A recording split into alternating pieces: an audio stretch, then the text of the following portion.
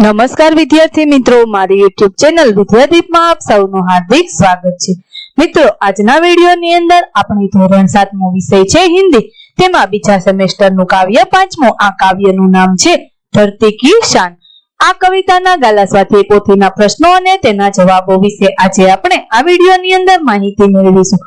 વિદ્યાર્થી મિત્રો, જો તમે મારી ચેનલમાં નવા હોય તો મારી ચેનલને જરૂરથી સબસ્ક્રાઇબ કરો, વિડિયો લાઈક કરો, શેર કરો અને બેલ નોટિફિકેશન આઇકોન ઓન કરો, જેથી આગળના દરેક નવા વિડિયોની નોટિફિકેશન તમારા મોબાઈલની સ્ક્રીન પર મળી શકે।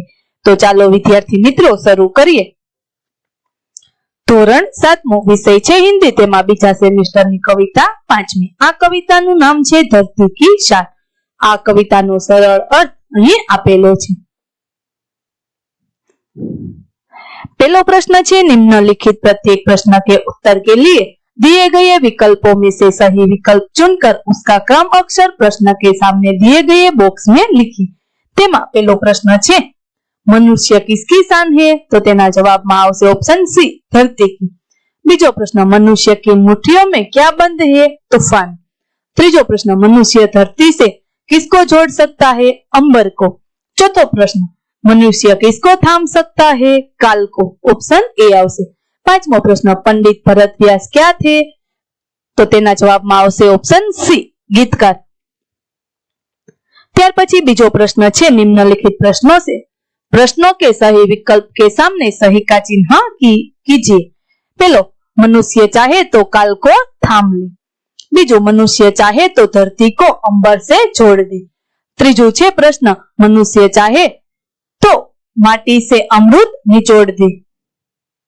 त्यार पछी प्रश्न नंबर 3, कोष्टक में से उचित शब्द चुनकर रिक्त स्थानों की पूर्ति कीजिए।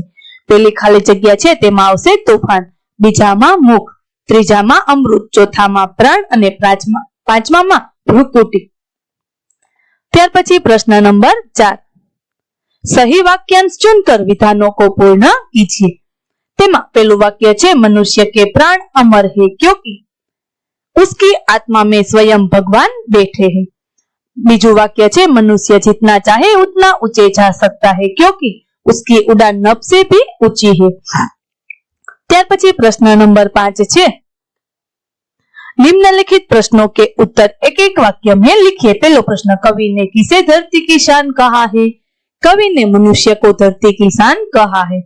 बीजो प्रश्न, कवि ने मनुष्य को क्या पहचानने के लिए कहा है? कवि ने मनुष्य को अपनी शक्ति पहचानने के लिए कहा है। तीजो प्रश्न छे, महाकाल कहाँ छिपा है? महाकाल मनुष्य की छाती में छुपा है। चौथो प्रश्न, मनुष्य किसके समान धीर है? मनुष्य धरती के समान धीर है।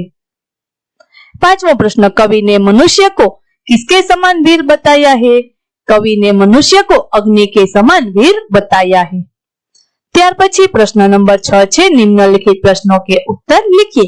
तेमां पहलो प्रश्न छे, कवि ने मनुष्य को महान क्यों कहा है? तो तेना जवाब में आवशे, मनुष्य में अद्भुत शक्तियां है, यह असंभव को संभव कर सकता है। जो भगवान सब कुछ कर सकता है वह मनुष्य की आत्मा में निवास करता है। मनुष्य में हिमालय जैसा उन्नत दिमाग है, उसकी तिरछी भौं में शिव के तांडव जैसा सामर्थ्य है। मनुष्य की इन असाधारण शक्तियों के कारण कवि ने मनुष्य को महान कहा है। त्यार पछी बीजो प्रश्न छे, आप क्या क्या कर सकते हैं? मैं नदी में तैर सकता हूँ, मैं कुएं से पानी निकाल सकता हूँ, साइकिल चला सकता हूँ, मैं पतंग उड़ा सकता हूँ, मैं क्रिकेट में अच्छी बल्लेबाजी और गेंदबाजी कर सकता हूँ। इस तरह मैं बहुत से काम कर सकता हूँ। त्यार पछी तीजो प्रश्न, विविध क्षेत्रों में मनुष्य ने क्या क्या प्रगति की है? तो तेना जवाब में आवशे, रासायनिक खाद और ट्रैक्टर बनाकर मनुष्य ने कृषि क्षेत्र में विद्युत शक्ति से चलने वाली मशीनों द्वारा औद्योगिक क्षेत्र में उत्पादन बढ़ाया है। मोटर, बस, रेलगाड़ी, विमान के निर्माण से यात्रा बहुत सुगम हो गई है। टेलीफोन, मोबाइल, ईमेल आदि के द्वारा संचार व्यवस्था में क्रांतिकारी बदलाव आया है। कंप्यूटर के आविष्कार में हर क्षेत्र में अपनी उपयोगिता साबित कर दी है। चिकित्सा क्षेत्र में तरह तरह की दवाइयां और इलाज के नए साधन खोजे गए हैं। इसी तरह विविध क्षेत्रों में मनुष्य ने प्रगति की है। त्यार पछी चौथो प्रश्न छे, अन्य जीवों से मनुष्य महान कैसे है? मनुष्य के पास अन्य जीवों की अपेक्षा सोचने समझने की विशेष बुद्धि है। इसी बुद्धि के द्वारा उसने अनोखे आविष्कार किए हैं। मनुष्य को वाणी का वरदान मिला है। उसके पास भाषा की शक्ति है, इसीलिए बल पर उसने सभ्यता और संस्कृति का विकास किया है। इसी तरह अन्य जीवों से मनुष्य महान है। ત્યાર પછી પાંચમો પ્રશ્ન છે, મનુષ્ય क्या क्या कर सकता है? मनुष्य पहाड़ों को तोड़ सकता है, वह नदियों के बहाव को मोड़ सकता है, वह मिट्टी से अमृत निकाल सकता है, वह धरती और आकाश को एक कर सकता है। इस प्रकार मनुष्य असंभव काम भी कर सकता है।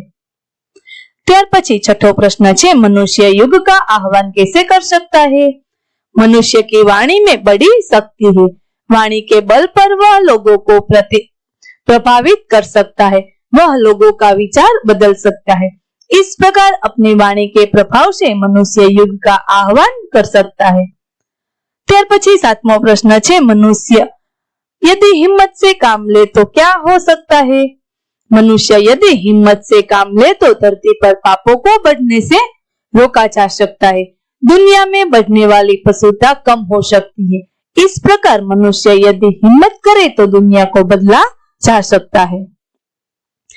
ત્યાર પછી સાતમો પ્રશ્ન છે, નિમ્નલિખિત કાવ્ય પંક્તિઓ કા ભાવાર્થ લીખીએ। વિદ્યાર્થી મિત્રો, અહીં જે કાવ્ય પંક્તિ આપેલો છે તેનો આપણે ભાવ લખવાનો છે, ભાવાર્થ લખવાનો છે। પહેલી કાવ્ય પંક્તિ આપેલી છે, પૃથ્વી કે લાલ તેરા हिमगिरी सा भाव, तेरी भ्रुकुटी में तांडव का ताल है। तो तेनो अर्थ थशे, हे पृथ्वी के पुत्र, तेरे पास हिमालय जैसा ऊंचे दर्जे का दिमाग है। तू अगर क्रोध में अगर अपनी भौं तिरछी कर दे तो उसका वही असर होगा जो शिव के तांडव के ताल में होता है। ત્યાર પછી બીજી કાવ્ય પંક્તિ છે, गुरु सा मतिमान, पवन सा तू गतिमान, तेरी नभ से भी ऊंची उड़ान है रे। तो तेनो अर्थ थशे, हे मनुष्य, तुझ में महान देवगुरु जैसी बुद्धिमत्ता है और तू पवन की तरह गतिशील है। तू आकाश से भी ऊंचे पहुंचने की शक्ति रखता है। ત્યાર પછી આઠમો પ્રશ્ન છે, નિમ્નલિખિત શબ્દો के समानार्थी शब्द दीजिए। પહેલો શબ્દ છે ધરતી, તો તેનો સમાન શબ્દ ધરા, પર્વત તો તેનો સમાનાર્થી શબ્દ પહાડ, નદી તો સરિતા, માટી તો મિટ્ટી, અંબર તો આકાશ, અગ્નિ તો આગ અને પવન તો તેનો સમાન શબ્દ હવા થશે। ત્યાર પછી નવમો પ્રશ્ન છે, નિમ્નલિખિત શબ્દો के अर्थ लिखिए। વિદ્યાર્થી મિત્રો, અહીં જે શબ્દો આપેલા છે તેના અર્થ આપણે લખવાના છે। હૃષ્ટપુષ્ટ તો તેનો અર્થ થશે તગડા, સંવાદ તો તેનો અર્થ વાતચીત। ત્યાર પછી ત્રીજું છે શીઘ્ર, તો તેનો અર્થ જલ્દી। તેવી જ રીતે આપણે જે શબ્દો આપેલા છે તેના અર્થો જોઈએ। જોહર તો પરાક્રમ, અજનબી તો અપરિચિત, વેદાંત તો બ્રહ્મવિદ્ય, મુકદ્દર તો ભાગ્ય, સાગીર્દ તો શિષ્ય, વૃત્તિ, મનોદશા અને સ્પષ્ટ તો સાફ સાફ। ત્યાર પછી દસમો પ્રશ્ન છે, ઉચિત જોડ મિલાઈએ। વિદ્યાર્થી મિત્રો, અહીં આપણે જોડ બનાવવાની છે, કુલ 5 જોડ બનશે। તો પેલું, મનુષ્ય की आत्मा में स्वयं भगवान है। बीजू, मनुष्य के नयनों में ज्वाल है। त्रीजू छे, मनुष्य की भ्रुकुटी में तांडव का ताल है। चौथुं वाक्य, मनुष्य की वाणी में युग का आह्वान है। पांचमू, मनुष्य की छाती में महाकाल है। ત્યાર પછી 11મો પ્રશ્ન છે, नीचे दिए गए शब्दों के विरुद्धार्थी शब्द देकर वाक्य में प्रयोग कीजिए। વિદ્યાર્થી મિત્રો, અહીં આપણે જે શબ્દો આપેલા છે તેનો વિરોધી શબ્દ લખી અને વાક્ય બનાવવાનું છે। પેલો શબ્દ આપેલો છે અમૃત, તો તેનો વિરોધી શબ્દ થશે વિષ। વાક્ય, શંકરજી ને વિષ પી लिया। બીજો શબ્દ છે વરદાન, તો તેનો વિરોધી શબ્દ અભિશાપ। વાક્ય બનાવ્યું છે, દહેજ પ્રથા એક સામાજિક અભિશાપ છે। ત્રીજો શબ્દ ઊંચા, તો તેનો વિરોધી શબ્દ નીચા। વાક્ય, શર્મ के मारे वह नीचा देखने लगा। ત્યાર પછી ચોથો શબ્દ પાપ, તો તેનો વિરોધી શબ્દ પુણ્ય। વાક્ય બનાવ્યું છે, વિદ્યા का दान बहुत बड़ा पुण्य है। ત્યાર પછી પાંચમો શબ્દ આપેલો છે જીવન, તો તેનો વિરોધી શબ્દ મૃત્યુ। વાક્ય બનાવ્યું છે, વીર પુરુષ મૃત્યુ से नहीं डरते। ત્યાર પછી 12મો પ્રશ્ન છે, नीचे दिए गए शब्दों को शब्दकोश के क्रम में रखिए। વિદ્યાર્થી મિત્રો, અહીં જે 7 શબ્દ આપેલા છે તે શબ્દને આપણે શબ્દકોશ પ્રમાણે ગોઠવવાના છે। તો ચાલો જોઈએ, સૌથી પહેલા કયું આવશે? આઈના, ત્યાર પછી ક્ષતિ, તેવી જ રીતે ઝંકાર, ત્યાર પછી તુફાન, નયન, વરદાન અને શીશ। શબ્દકોશ પ્રમાણે આ રીતે લખી લેવાના છે। વિદ્યાર્થી મિત્રો, અહીં આપણે ધોરણ 7 વિષય છે હિન્દી, તેમાં બીજા સેમેસ્ટરનું કાવ્ય 5મું ધરતી કી શાન. આ કાવ્યના ગાલા સ્વાધ્યાય પોથીના પ્રશ્નો અને જવાબો પૂરા થાય છે.